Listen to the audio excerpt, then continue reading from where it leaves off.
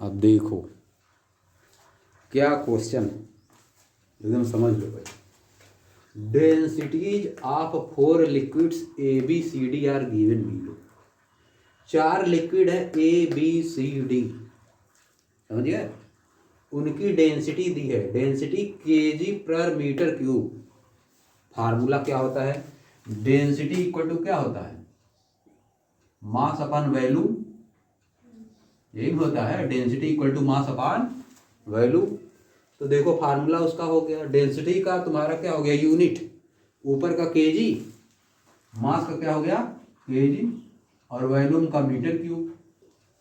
यहाँ पे KG metre cube में दे दिया है उसका डेंसिटी, समझ गए।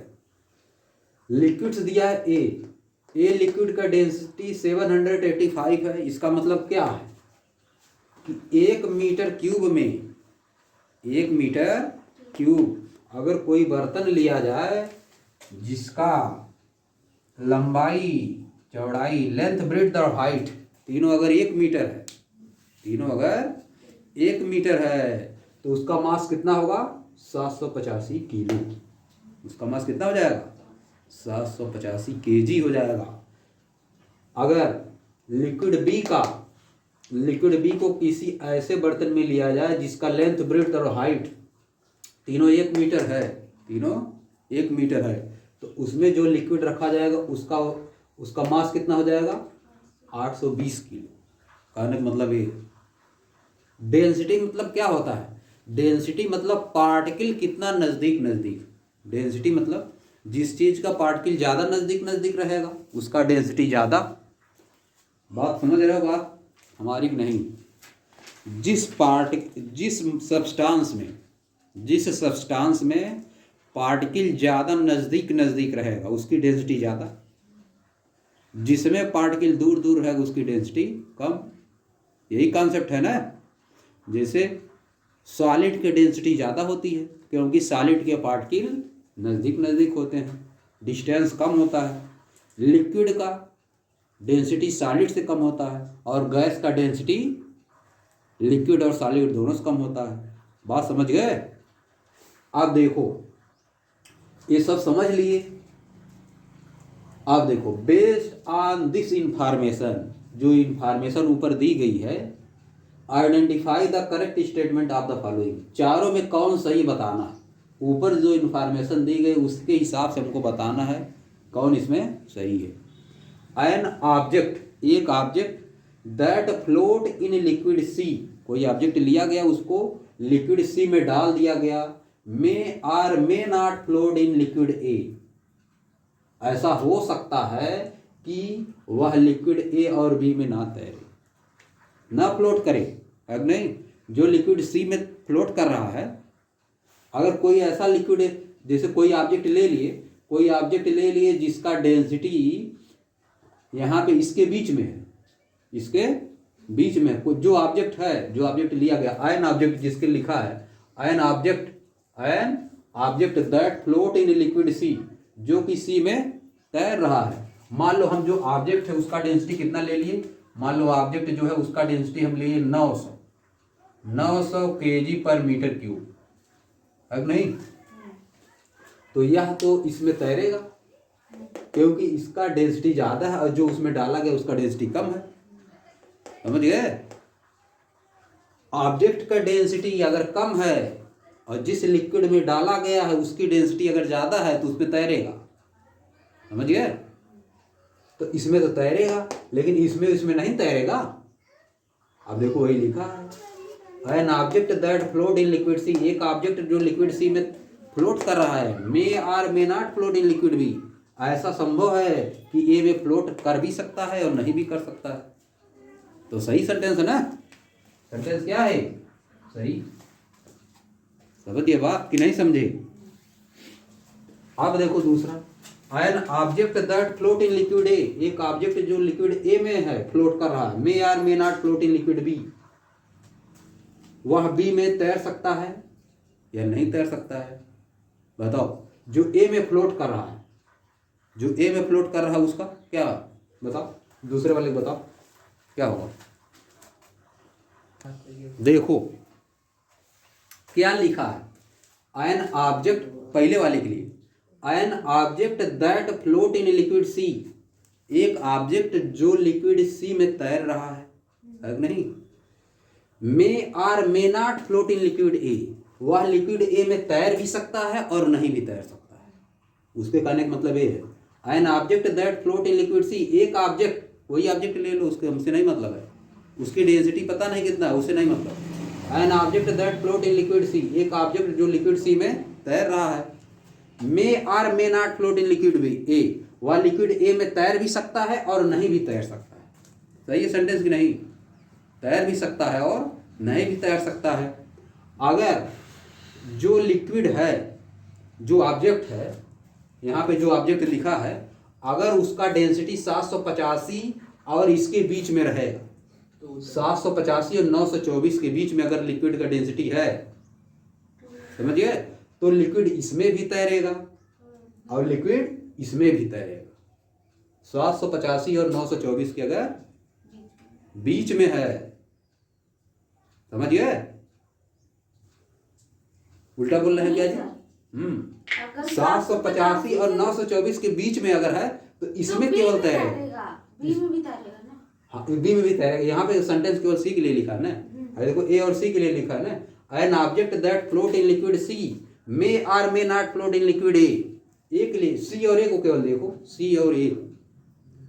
अगर 785 और 924 के बीच है, 924 से एकदम कम अगर है ऑब्जेक्ट जो है ये, 924 से अगर कम है उसका, तो सी वाले में तो सी वाले में तैरेगा, अब नहीं, सी वाले में तैरेगा। लेकिन अगर 785, 924 से कम हुआ, 924 से हो कम होके 785 तक आया, तो सी में तैरेगा। 785 तक जब है उसका डेंसिटी, तब वह ए में नहीं तैरेगा, ए में डूब जाएगा। अगर यही 785 से कम हुआ तो ए में भी तैरने लगेगा। इसका मतलब ये सेंटेंस सही है, समझिए, तैर भी सकता है और नहीं भी तैर सकता है कोई ऑब्जेक्ट। पहला वाला सही। दूसरा वाला देखो, एन ऑब्जेक्ट, ध्यान समझो, N object that float in liquid ए, एक ऑब्जेक्ट जो लिक्विड ए में तैर रहा है, यानी लिक्विड ए का जो ऑब्जेक्ट है, लिक्विड ए की डेंसिटी 785 है, यानी ऑब्जेक्ट का डेंसिटी क्या है, 785 से कम है ना, तभी तो इसमें तैर रहा है नहीं। N object that float in liquid ए, एक ऑब्जेक्ट जो लिक्विड ए में फ्लोट कर रहा है इसमें, यानी ऑब्जेक्ट जो यहाँ है उसकी डेंसिटी 785 से कम है, समझिए, तभी तो इसमें फ्लोट कर रहा है। अब उसकी क्या, इसके आगे क्या लिखा है, may or may not float in liquid B, ऐसा हो सकता है कि वह बी में तैर भी सकता है और नहीं भी तैर सकता है।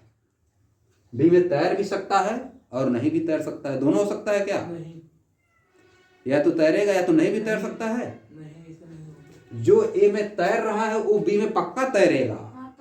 तो गलत हो गया ये, अब नहीं, जो ए में तैर रहा है वो तो बी में तैरबे करेगा, सी भी गलत है। अब नहीं, अब देखो इधर खाली समझो ध्यान से question. An object that float in liquid B, एक ऑब्जेक्ट जो लिक्विड बी में फ्लोट कर रहा है, यानी जो ऑब्जेक्ट है उसका डेंसिटी इससे कम है, 820 से उसका डेंसिटी कम है। Surely float in liquid A, वह निश्चित रूप से ए में तैरेगा। अब इससे कम हो जाएगा थोड़ा ना तैरेगा। 785 और 820 के बीच में रहता तब तो तैरता नहीं। अरे 785 और 820 के बीच में रहेगा तब तो नहीं तैरेगा। अगर 785 और 820 के बीच में रहेगा तो 820 वाले में भी तैरेगा। हाँ, 820 में तैरेगा। ए वाले में नहीं तैरेगा ना। हाँ, ए वाले में नहीं तैरेगा, है नहीं। और 785 से अगर कम हुआ तो गड़बड़ा जाएगा, है नहीं। एन ऑब्जेक्ट, एक ऑब्जेक्ट जो बी में तैर रहा है श्योरली फ्लोट करेगा, इसमें कोई जरूरी नहीं है। ज्यादा कम हो जाएगा अगर इसका डेंसिटी, तो कहाँ से तैरेगा, है नहीं। गलत है ना सेंटेंस, एकदम क्लियर हो। गलत सेंटेंस है, क्या है गलत, तुमको सोचना है यही अपने मन से। अब देखो, an object that float in liquid C, एक ऑब्जेक्ट जो लिक्विड सी में तैर रहा है, surely float in liquid B, surely float in liquid B, ये भी गलत है। कैसे समझ में आया? An object that float in liquid C, एक ऑब्जेक्ट जो लिक्विड सी में तैर रहा है, इसके इसके बीच अगर उसकी डेंसिटी रहेगी 820 और 924 के बीच में, तब नहीं इसमें तैरेगा, इसमें तो नहीं तैरेगा, है नहीं। अगर जो ऑब्जेक्ट यहाँ है उसकी डेंसिटी 924 और 820 के बीच में हो गई तो इसमें तो तैरेगा, इसमें तो नहीं तैरेगा, तो कहाँ से श्योरली तैरेगा, है नहीं। पहला वाला केवल फर्स्ट सेंटेंस सही है केवल, और सब गलत, समझिए। देखो इधर, द वॉल्यूम ऑफ ए 50 ग्राम है सब्सटेंस, 50 ग्राम का वॉल्यूम कितना, कोई सब्सटेंस जो है, ये सब्सटेंस दिया है, उसके 50 ग्राम का वॉल्यूम इतना है, उसके 50 ग्राम का वॉल्यूम इतना है, समझिए। 50 ग्राम का वॉल्यूम कितना है, उतना। सब्सटेंस की वॉल्यूम कितना दिया है वहाँ पे 20 सेंटीमीटर क्यूब यह दिया है, और उसका यम कितना हो गया 50 ग्राम, ये क्या हो गया 50 ग्राम। देखो इधर, तो देखो डेंसिटी कितना हो जाएगी, यम बाई वी होता है ना, है देखो कितना हो जाएगा 20/50, यानी 0.4 हो गया तुम्हारा ग्राम सेंटीमीटर क्यूब। सब्सटेंस का हो गया ये, सब्सटेंस का density, density of substance, density of substance, वही चीज निकाल दी अभी जो 820 उस दिया था उसको निकाल दिए, इस बार 0.4 आया ग्राम पर सेंटीमीटर क्यूब आया ये। और the volume of a substance जितना, if the density of water, water का डेंसिटी, डेंसिटी ऑफ वाटर कितना है 1 gram centimetre cube, will the substance float और सिंक, सब्सटेंस का डेंसिटी यह है 0.4 ग्राम, है नहीं, और वाटर का डेंसिटी यह है, सब्सटेंस को वाटर में डाल देंगे तो देखो इसका कम है इसका ज्यादा है, तो क्या होगा बताओ, सब्सटेंस क्या करेगा, फ्लोट करेगा। हाँ फ्लोट करेगा, सब्सटेंस क्या करेगा, फ्लोट करेगा, क्योंकि सब्सटेंस का डेंसिटी कम है, वाटर का डेंसिटी ज्यादा है, समझिए, इसीलिए सब्सटेंस क्या करेगा, फ्लोट करेगा। ये तो बहुत आसान हो गया, है नहीं।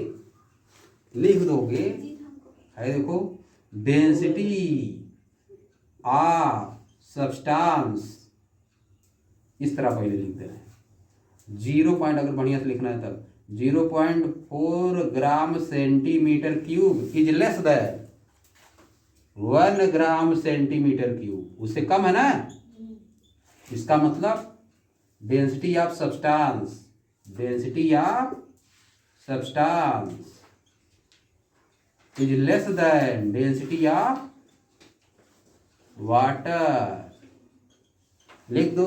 सो आगे लिखोगे सो the substance will float in, रुको पहले, फ्लोट इन वाटर। बताओ कैसे देख रहे हैं तुम लोग, है देखो, मास 50 ग्राम तो वॉल्यूम रख दिए मास के जगह पे, है नहीं, है देखो, मास 50 ग्राम है तो 50 यहाँ पर रखना चाहिए ना, उल्टा सुल्टा हो गया, 50/20 होगा तो ये कितना आ जाएगा 2.5 आ जाएगा, तो ज़्यादा तो आ ही गया, ग्राम पर सेंटीमीटर क्यूब, समझिए। हम कहे कैसे सब गड़बड़ा जा रहा है, एनसीईआरटी के ऊपर विश्वास बहुत ज़्यादा, इसीलिए देख रहे हैं ध्यान, गलत तो देता नहीं जल्दी।